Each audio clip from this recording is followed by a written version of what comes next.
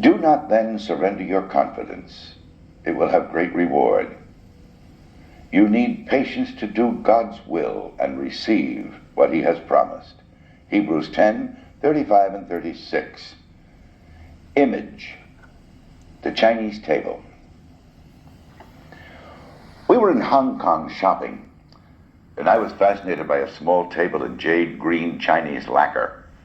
The color and shading were exquisite. The impression of depth in the tabletop was uncanny. It looked cool, deep, and inviting. The old Chinese merchant patiently explained that the effect was created through the patient application of 12 coats of lacquer. Each coat was finely sanded and hand-rubbed. I noted that it was a time-consuming process. It is the only way, he said. Here we make time for what is necessary. I gathered that beauty and craftsmanship were a necessary part of his life. Jesus said clearly that he is the only way to the Father. He generously lived out his love in sacrifice to show us in what that way consists. His way, like Chinese craftsmanship, takes time, commitment, and patience. The fine sanding of penance and self-denial and the hand-rubbing of worship and praise can in time create a soul of depth and beauty, cool and inviting, even to God.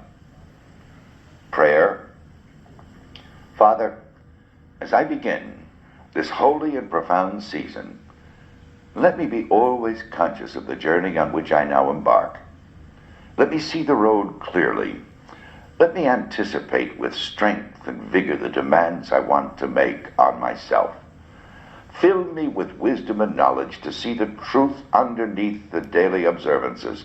Let me grow in joy, victory, and closeness to you, so that sacrifice, fasting, and self-denial do not become ends in themselves.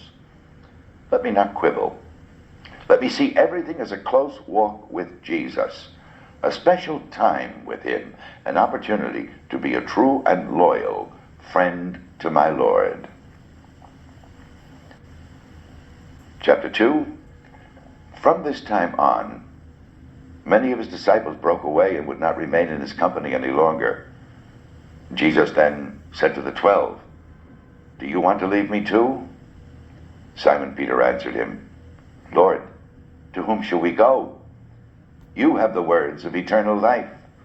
We have come to believe, we are convinced that you are God's Holy One." John 6:66 to 69. Image, being available. Jesus awakens on a grassy slope near Jerusalem.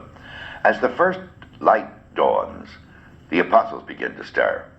One by one they awake and stretch and yawn.